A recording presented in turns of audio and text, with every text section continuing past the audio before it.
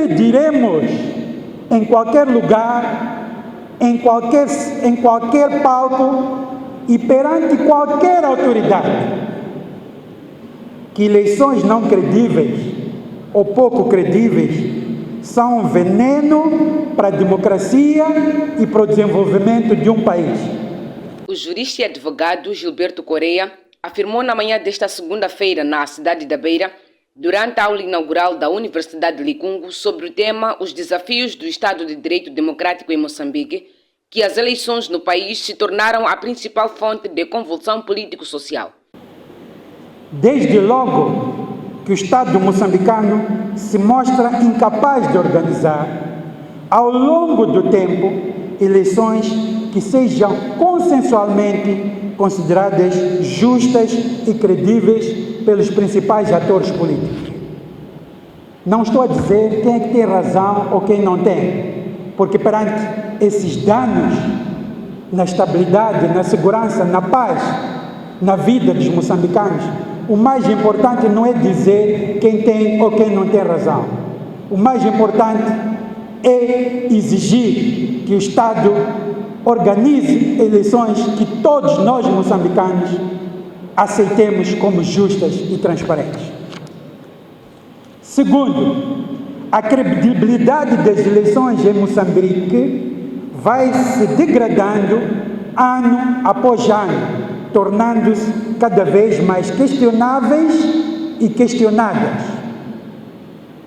Terceiro, a violência pós-eleitoral, fundada em acusações de fraude eleitoral, está a aumentar, tornando-se cíclica, territorialmente mais abrangente e mais destrutiva.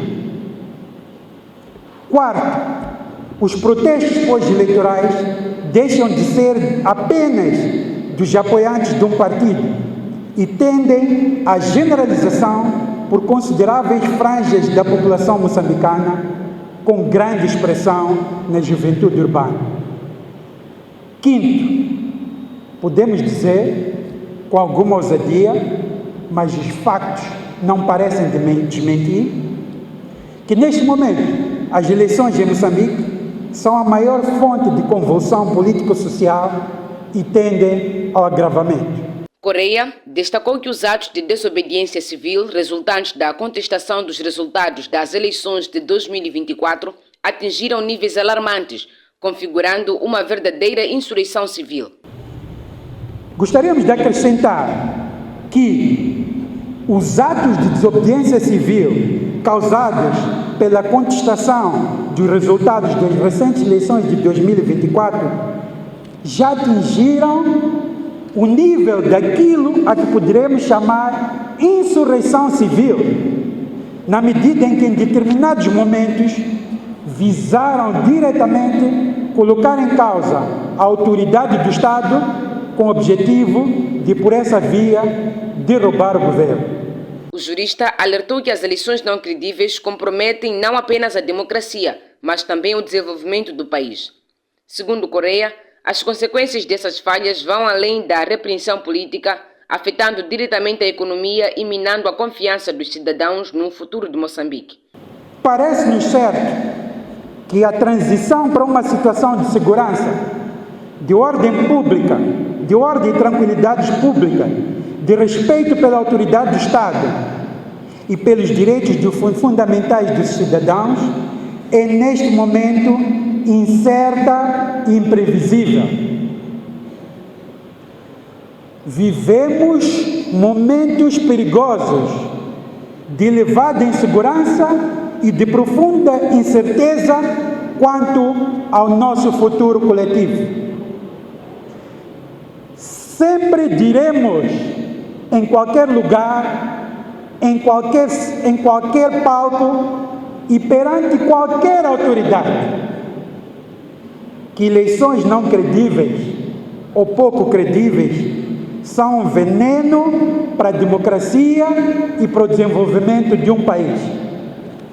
Os seus efeitos, como já testemunhamos, vão muito para além da política, afetando a economia, a estabilidade social e a confiança dos cidadãos no futuro. Para evitar esses riscos e restaurar a credibilidade no processo eleitoral, Correia defende a necessidade urgente de eleições justas e transparentes que expressem fielmente a vontade do povo moçambicano. Iniciou este sábado o processo de repatriamento dos mais de 7.000 moçambicanos dos distritos de Morumbala, na Zambésia, e Mutarara e Doa, em Tete, e que estavam refugiados em Saz e Chikwawa, no sul do Malawi. São moçambicanos que deixaram suas terras à procura de abrigos seguros, depois de manifestações violentas pós-eleitoral e também de ataques de Naparamas. A evacuação das pessoas deveria ter iniciado na passada quinta-feira, mas as autoridades moçambicanas viram-se obrigadas a adiar com o processo devido à subida do caudal do rio Shiri, que não oferecia segurança para a navegabilidade do Malawi para Moçambique. A operação está a ser garantida por militares moçambicanos numa ação coordenada pelo Instituto Nacional de Gestão e Redução do Risco de Desastres de Moçambique, INGD. Temos uma equipe que está preposicionada do lado de Morumbala. Preposicionamos lá bens alimentares e bens não alimentares para poder se assistir a essas famílias. O sentimento de satisfação de regressar ao país 4 meses depois é enorme. Acabei de arrumar minhas pastas, todas as coisas minhas para ir embora. Tenho saudade de meus amigos, meus colegas, muitas meus bradas que eu tenho saudade com eles. O administrador do distrito de Morumbala, na Zambésia, João Nhabessa, citado pela Rádio Moçambique, assegurou estarem criadas as condições para receber as famílias de volta às suas zonas de origem. Os repatriados apelam igualmente para que haja diálogo entre as partes e para a pacificação do país. As manifestações pós-eleitorais no país, para além de outros setores produtivos, tiveram também um impacto negativo no setor da saúde. Vários pacientes e profissionais de saúde viram-se impedidos de aceder às unidades sanitárias devido aos bloqueios das vias de acesso, o que impossibilitava a circulação de pessoas e bens. Para aliviar a demanda, o Hospital Central de Maputo promove uma campanha de cirurgias que irá beneficiar mais de 200 pacientes em lista de espera há mais de 3 meses devido às manifestações pós-eleitorais. O Ministério da Saúde decidiu em fazer 500 cirurgias com o objetivo de reduzir ou aliviar a lista de espera. Das 500 cirurgias, é da responsabilidade do Hospital Central de Maputo efetuar 200 cirurgias. Neste âmbito, nós preparamos 2 salas em que vamos fazer cirurgias, tanto no âmbito da cirurgia geral, com as suas subespecialidades. Falamos de oftalmologia, otorrinolaringologia, maxilofacial, cirurgia plástica. Também faremos cirurgias de foro de ortopedia. Nesta especialidade temos patologias traumáticas e temos as cirurgias que são congênitas ou adquiridas. Também faremos cirurgias do foro de ginecologia. No entanto, o diretor clínico de ortopedia do Hospital Central de Maputo, Antônio Luís Assis da Costa, avançou que as cirurgias serão feitas em diferentes especialidades. Nós teremos em todas as nossas áreas, portanto, para fazermos as 200 cirurgias, serão cirurgias de diferentes especialidades. Como dizia, temos das subespecialidades em cirurgia geral, oftalmologia, temos maxilofacial, temos a oftalmologia, temos a cirurgia plástica, temos na parte de ortopedia os que se vão dedicar à patologia traumática, mas também às corretivas, e temos também da ginecologia. Portanto, teremos várias especialidades, praticamente todas as especialidades cirúrgicas que serão envolvidas nesta campanha. Por sua vez, os pacientes beneficientes da cirurgia louvam a iniciativa levada a cabo pelo Hospital Central de Maputo e acreditam que vai evitar o agravamento do estado clínico. De facto, essa iniciativa é muito louvável porque eu já venho a precisar, portanto, para poder ser operado. Mas nesse sentido conseguiu hoje, felizmente, graças a Deus e o nosso governo que aplicou essa iniciativa. Há quanto tempo vem sofrendo com esse problema? 5 anos. Sim. E com esta abertura do Ministério da Saúde vai melhorar a atuação? Sim, vai. Mas o que tem a dizer sobre esta iniciativa? Não tem muita coisa a dizer, mas eu gostei mesmo. Gostei para melhorar. Estas informações foram partilhadas esta segunda-feira em Maputo, durante o lançamento oficial das 200 cirurgias que irão decorrer na maior unidade sanitária do país. O acesso a vias seguras e transmissíveis é um dos principais desafios enfrentados por moderadores de diversos bairros da Beira, especialmente durante a época chuvosa, quando muitas estradas ficam alagadas e praticamente intransitáveis.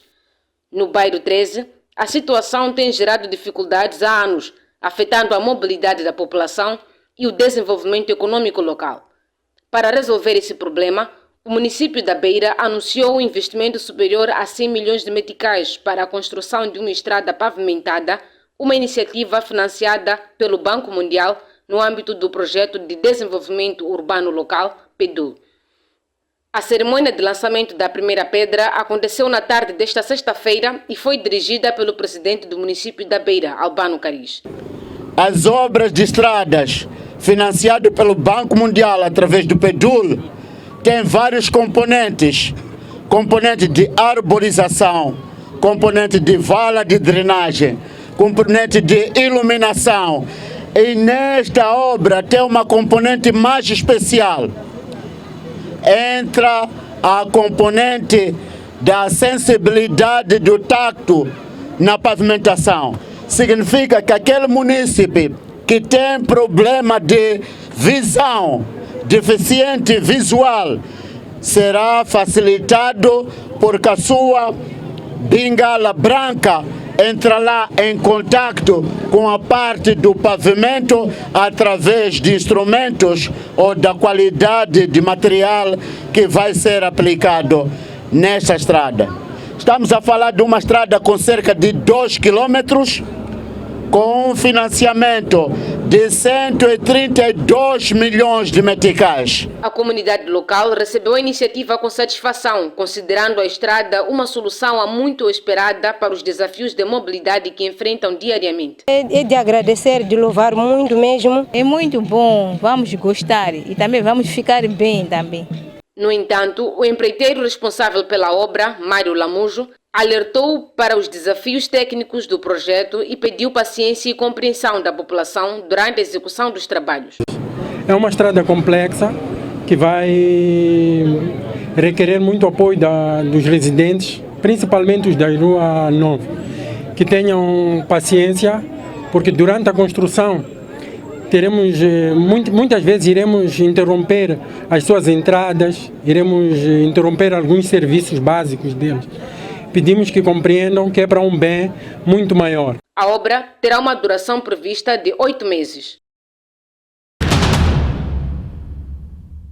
O governo de Moçambique, através da Administração Nacional das Áreas de Conservação, ANAC, canalizou nos últimos 2 anos 41 milhões de meticais para apoiar diversas comunidades no âmbito de distribuição dos benefícios da exploração dos recursos naturais no país. Os 41 milhões de meticais são referentes aos 20% da total das receitas arrecadadas pelo pagamento dos impostos pelas empresas que operam nas áreas de conservação. No período entre os anos 2022 e 2024, foram canalizados às comunidades locais o valor de 41 milhões de meticais, resultado da canalização dos 20% referente à exploração dos recursos naturais nas áreas de conservação em todo o território nacional.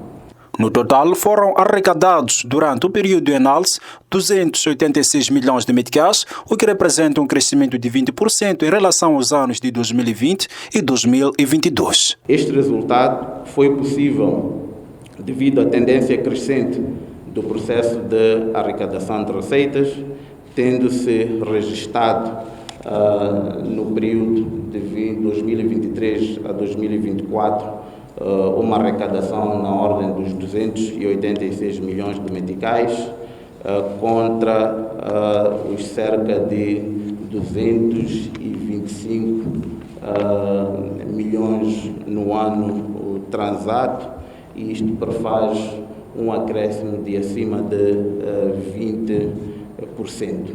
O diretor-geral da ANAC diz que a grande aposta do governo neste momento é de continuar a apostar no desenvolvimento da vida selvagem como forma de dinamizar a economia nacional, sobretudo das comunidades locais.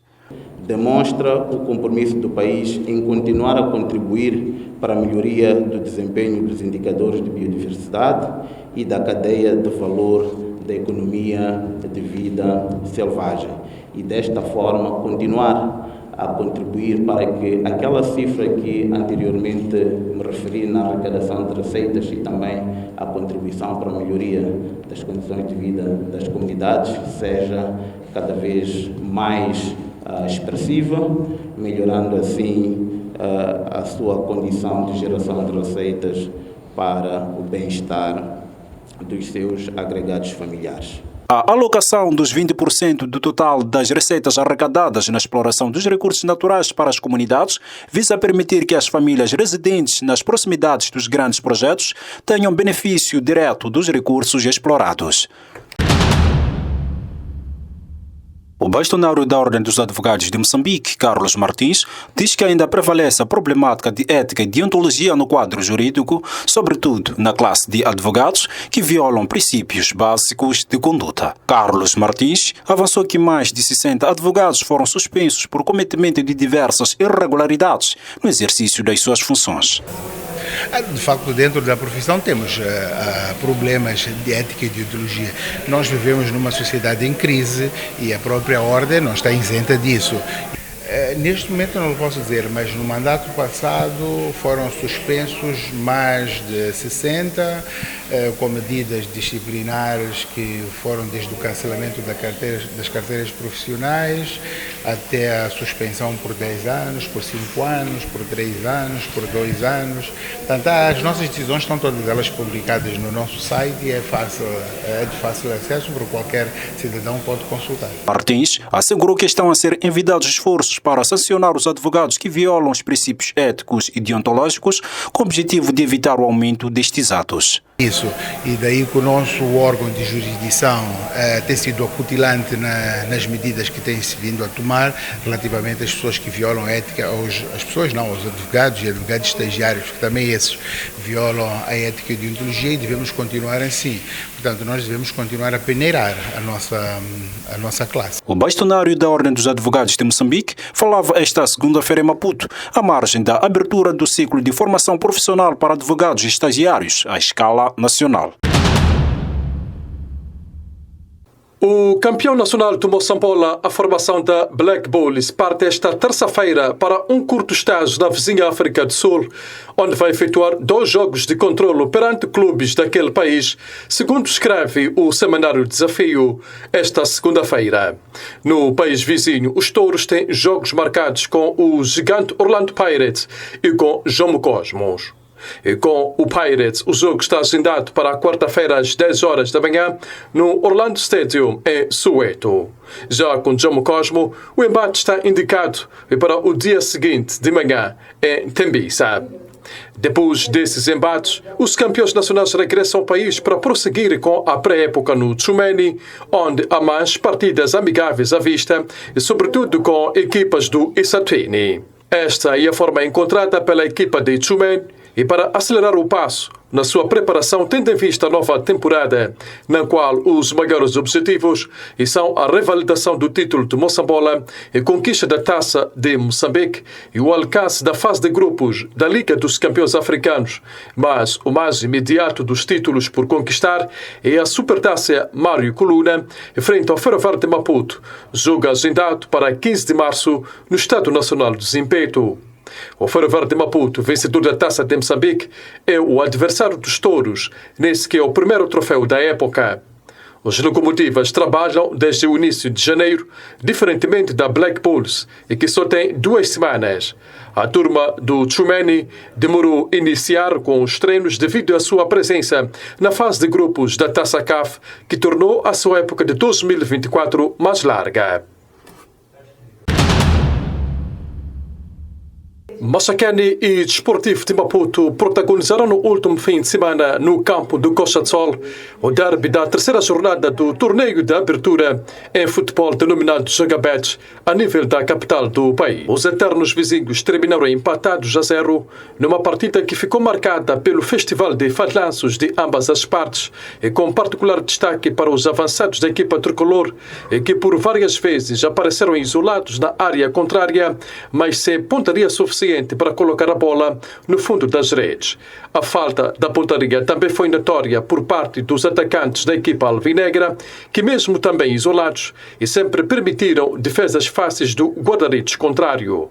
Aliás, os dois treinadores queixaram-se no fim da falta de pontaria dos seus atacantes, mas consideram o resultado justo. Foi um jogo bem disputado, sabíamos que ia ser um jogo difícil, mas tivemos poder de controle do jogo, mas pecou porque nós não finalizamos. Tivemos muitas situações, jogamos no campo do adversário, mas isso tudo traduzimos em 0. O 0-0 se justifica, estamos a progredir paulatinamente e estamos a criar um fio de jogo e um grupo de trabalho coeso, são jovens, ainda bem que mencionou, é o nosso terceiro jogo e importa frisar que é a nossa quarta semana de trabalho. O Massacane e Desportivo estão inseridos na Série B, liderada pelas equipas do Zimpeto e Nzonzo com 6 pontos cada. Os alvinegros ocupam a quarta posição com 4 pontos. Os tricolores estão na sexta posição com 2 pontos, mas com menos um jogo. O Papa Francisco manteve-se em estado estável e não necessitou de ventilação mecânica no domingo, informou o Vaticano. É um sinal de que o Papa superou as possíveis complicações de uma crise respiratória e que a sua respiração está a melhorar, uma vez que permanece no hospital com pneumonia. Os médicos afirmaram que o Papa continua a receber oxigenação suplementar de alto fluxo após um episódio de tosse na sexta-feira que provocou receios de que pudesse ter uma nova infecção pulmonar. A atualização concluiu que o Papa estava estável, mas que o seu quadro clínico permanece complexo e manteve o seu prognóstico como reservado, o que significa que o pontífice ainda não está fora de perigo.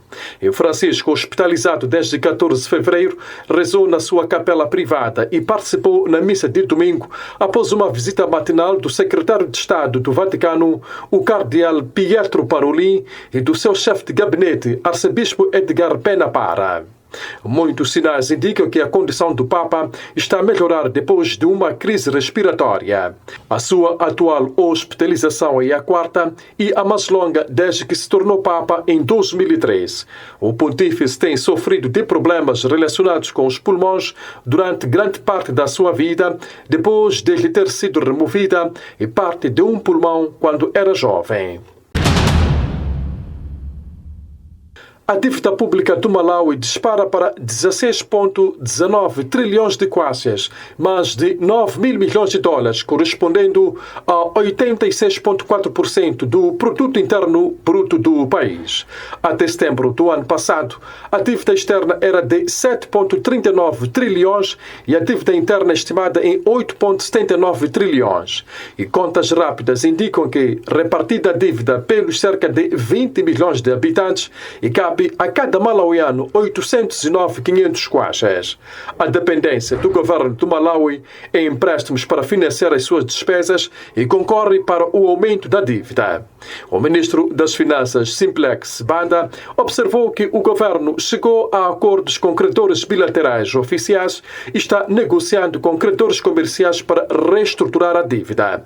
Segundo citou a Banda, uma vez concluídas as negociações, a iniciativa aliviará a pressão sobre o câmbio estrangeiro e fornecerá o espaço fiscal necessário e para um investimento produtivo. Instituições financeiras multilaterais, como o Fundo Monetário Internacional, FMI e o Banco Mundial, expressaram otimismo de que uma reestruturação bem-sucedida poderia aliviar as pressões cambiais e criar espaço fiscal para investimentos em desenvolvimento.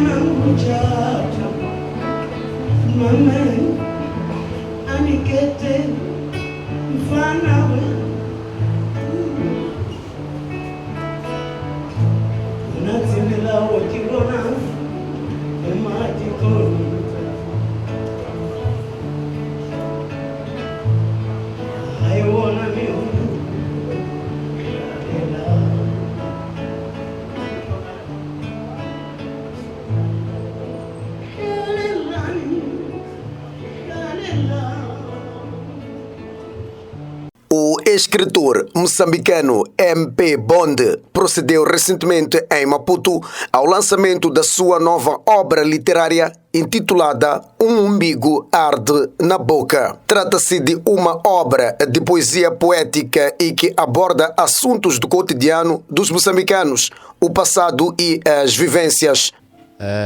Hoje vou dar a conhecer ao público a minha nova obra, Um Umbigo Arde na Boca.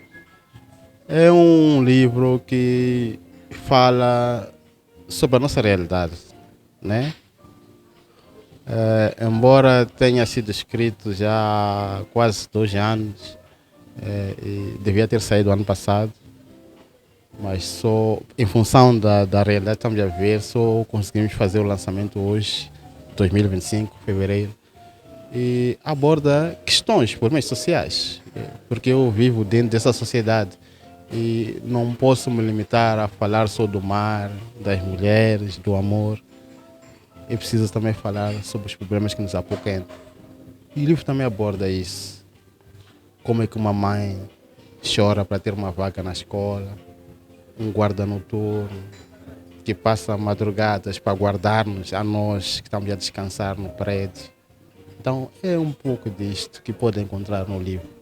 Bonde afirma que sofreu influência do seu pai para entrar no mundo da escrita. A paixão pela escrita, primeiro em casa, com os livros de casa, depois na escola, durante o processo de ensino, que ajudaram, né? Em casa, porque o meu pai tinha um ou outro livro, eu ia lá buscando, mas também eu venho de uma época que ainda existiam livrarias, existiam tabacarias que trocavam livros. Os mais velhos que iam a esses lugares buscar os livros, de algum modo, quando se sentavam ali no muro, no quintal, aproveitavam também para espreitar um pouco. Então fugiam um bocadinho do futebol e de outras atividades e íamos lendo. A Bonde foi a fundo, considerando que ainda não é possível viver da escrita no país. Por enquanto não. Não há condições. Nós editamos 200, 500 exemplares. Esse país já editou 5.000 livros há 20 anos atrás. Temos milhões de habitantes, mas esses milhões de habitantes não estão a acompanhar também o progresso na compra de livros. Temos falta de leitores. Então é preciso construir leitores para que saiamos de 200, 500 exemplares para 5.000. Para 10.000, para 1 milhão de exemplares, coisas que acontecem em outros lugares, né? Nós somos um país de 30 milhões de habitantes, ou mais, até somos mais. No entanto, o poder de compra também não é mesmo. De referir que este é o 4º livro que o autor coloca no mercado.